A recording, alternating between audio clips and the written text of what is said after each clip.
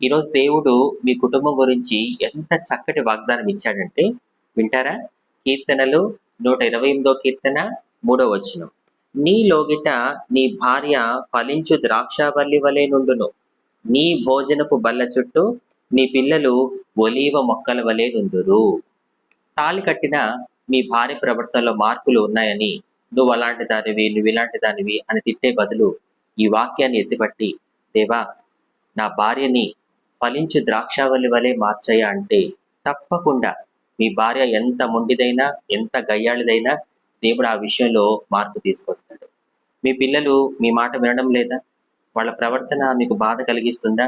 ఈ వాక్య ప్రకారం యేసయ్యా, నా పిల్లల్ని ఒలీవ మొక్కల వలె ఎదిగించయ్యా అని చెప్పి మీరు ప్రార్థిస్తే ఖచ్చితంగా మీ పిల్లల్ని దేవుడు ఆశీర్వదిస్తాడు. మీరు ఎప్పుడైతే కుటుంబంలో దేవుని వాక్యాన్ని ఎత్తిపట్టి ప్రార్థన చేయడం మొదలు పెడతారో